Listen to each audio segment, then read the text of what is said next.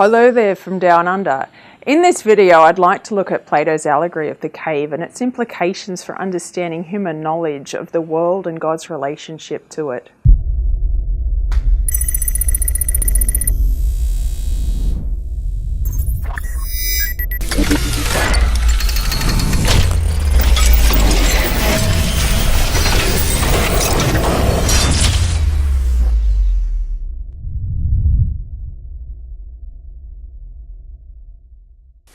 Plato's Allegory of the Cave sure is provocative. It makes us ask if we agree that the things we see around us are just shadows of more important, more real things that we don't see and are completely blinded to. It also makes us question if and how this philosophy fits with a Christian worldview. I mean, after all, don't Christians believe that the created world points to its creator? And don't we believe that human eyes really don't see the Creator except through His creation? And to make matters worse, don't we observe that most people look at the visible creation as though it were everything, never asking about the Creator who stands behind it? It's not hard to see the immense appeal of Platonic philosophy to early Christian thinkers. Within certain interpretations of Plato, it fits very well with a biblical Christian worldview. But notice my qualification, certain interpretations, because, you see, the Allegory of the Cave can be understood in many ways. The softer, more benign interpretation is that many people treat the visible world as the only thing that is real. They are in a slavery of their own making, too lazy, too ignorant, too incurious to turn around, as it were, and ask about the unseen realities, chief of which is God Himself. But another, harder-edged, more radical interpretation of the cave allegory is also possible.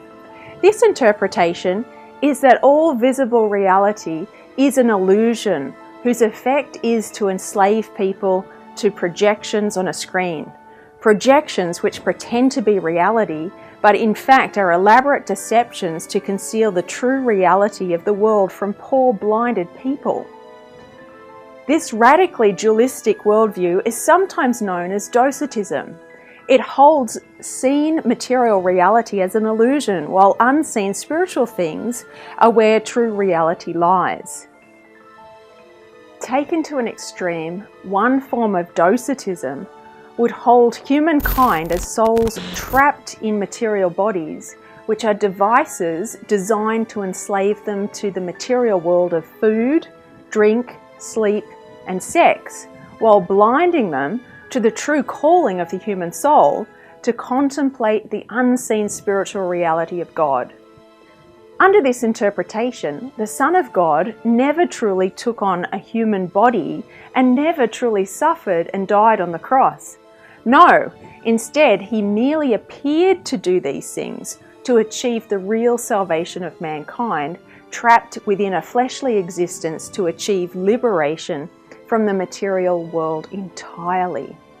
Well, if the real goal of human existence were to achieve salvation, and if we understood salvation as escaping from the material world, people would need secret, special knowledge to get away.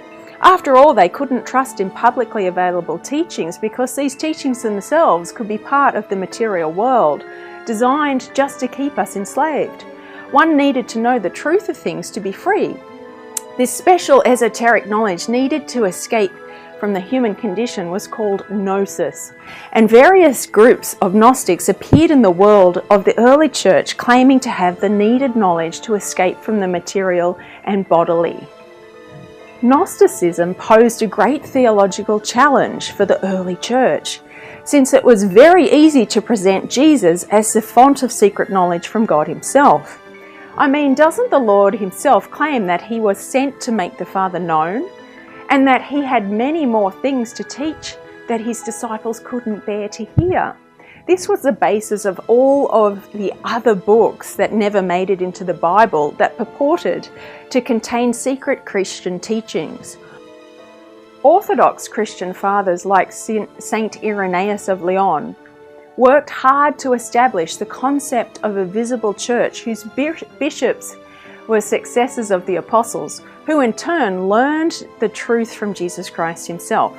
This visible church had publicly available scriptures that anyone could read, but whose proper interpretation needed those same bishops who had the apostolic tradition from Jesus Christ himself. It was the rule of faith from those bishops that told us which books were really inspired by God and how they should be understood. Irenaeus established the importance of a visible church with a living connection to the apostles and the need for a rule of faith to read the scriptures, but he did not end Gnosticism forever.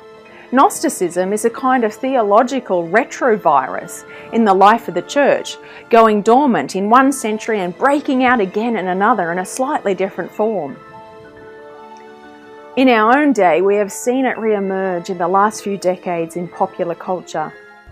In the movie Star Wars, there are perhaps hints of secret Gnostic knowledge that will help Luke transcend the limitations of his senses and tap into a larger power known as the Force. Lack of faith in the Force? Well, like Darth Vader says, that's pretty disturbing. Your sad devotion to that ancient religion has not helped you conjure up the stolen data tapes, or given you clairvoyance enough to find the rebels' hidden fort. I find your lack of faith disturbing. But a film that could lend itself even more to a Gnostic interpretation is The Truman Show. And yes, there are spoilers. Gnosticism nearly always depends on a strong dualism, in which the things we see are fundamentally unreal, while the true reality exists only in another realm. Poor Truman doesn't realise it, but he is living in a reality TV show. His home, his town, his job are all part of a carefully designed set piece, while the other people in his life are just other actors who are role-playing. They are in on the secret, but poor Truman isn't. Why don't you let me fix you some of this new Mococo drink? All natural cocoa beans from the upper slopes of Mountain Nicaragua, no artificial sweeteners. What the hell are you talking about? Who are you talking to? I've tasted other cocos. This is the best. The producers of the show work hard to keep him from escaping the TV show, yet his TV wife begins to feel sorry for him and reveals him the secret. They're here. Truman. What do they want? Listen to me. Everybody knows that. Everybody knows everything you do. They're pretending, Truman. Do you understand? Everybody's pretending. I don't know. No. My name's not Lauren. It's Sylvia. My name's Sylvia. Eventually, he finds his way out of the fake world of the TV show and into the real world. Again, two possible interpretations here. Softer, do we allow ourselves to be trapped in a world of our own making that blinds us to the fullness of what life has to offer? Or the harder, more radical interpretation, the whole visible world is an illusion designed to enslave us for some nefarious purpose. Who are you? I am the creator of a television show that gives hope and joy and inspiration to millions. Was nothing real? You were real. That's what made you so good to watch. Probably the best developed neo-Gnostic movie is The Matrix. Again, beware of spoilers. It all starts when the protagonist, Neo, like Truman, realizes that there is something fundamentally wrong with the world. Eventually, he finds his way to Morpheus, who offers him the knowledge he needs to learn the truth of the world and with any luck escape from it. Remember, Gnosticism is fundamentally about trafficking in secret knowledge needed to escape the human condition. Do you want to know what it is? The Matrix is everywhere. It is all around us. Even now, in this very room. You can see it when you look out your window or when you turn on your television. You can feel it when you go to work, when you go to church, when you pay your taxes. It is the world that has been pulled over your eyes to blind you from the truth. What truth?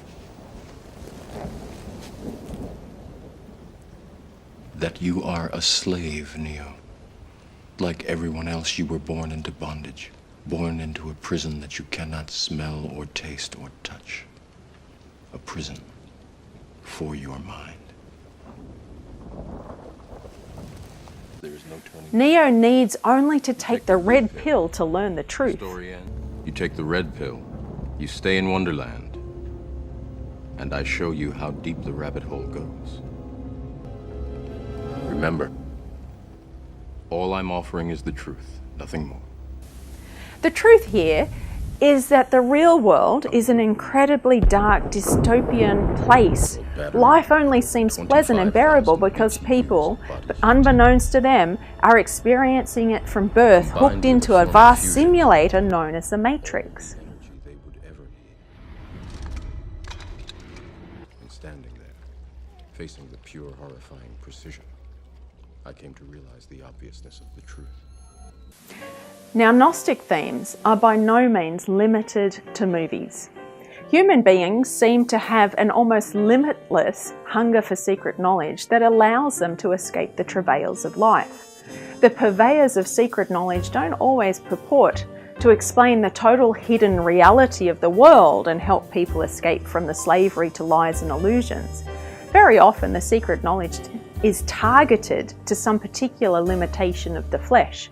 For instance, how often have we heard that for only a small fee we can learn the secrets of effortless weight loss without dieting and exercise, or learn about better sexual experiences, exotic cures for cancer and diabetes. And in every case, the new knowledge is either something the purveyors of the standard knowledge don't know, or worse still, want to hide from you. See, for instance, this cure for diabetes that leaves doctors speechless, or this special cure for cavities that dentists don't want you to know about. Or my personal favourite, dermatologists hate this guy because he knows the secret of making a 96-year-old man look 25. And if we found out the carefully guarded secret how to make our skin do that, why, we sure don't have to pay dermatologists anymore, do we? But the harder, more radical forms of Gnostic dualism are coming back as well. Look at Elon Musk, for instance. Pretty smart guy who's arguing that the whole world, us included, is a giant, elaborate computer simulation, and we are all therefore trapped in someone's giant server somewhere. Perhaps Musk's idea is that after Tesla goes bankrupt for poor sales, for his next entrepreneurial venture, he'll be able to sell tickets to the gullible souls who want out of this simulation. But we have to ask, could this have been what Plato meant, going back to his analogy of the cave? That all reality is an illusion which we can escape only through really deep philosophical contemplation? I'd like to think not. I mean, I don't think Plato would have put forth something this dumb and insane. Because here's the problem.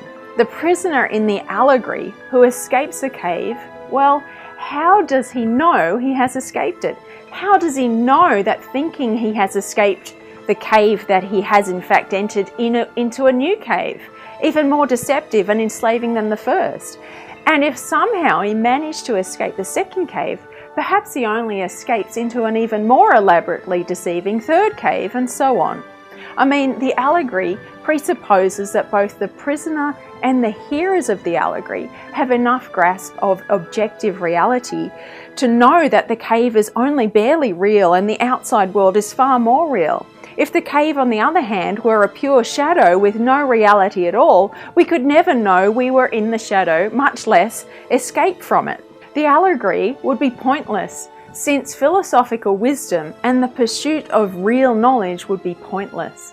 The allegory itself presupposes the grasp of at least enough reality to understand the allegory.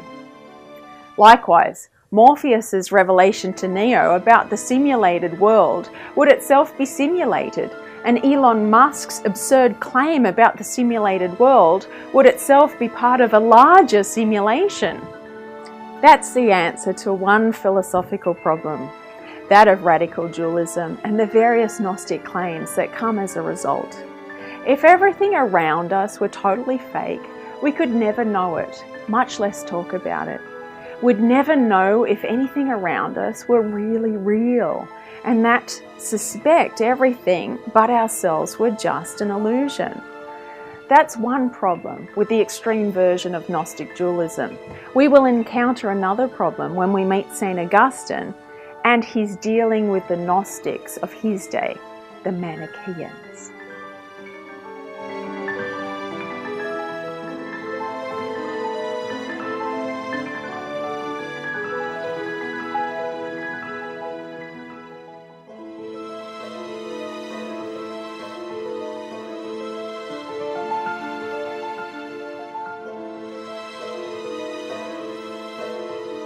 Thank you.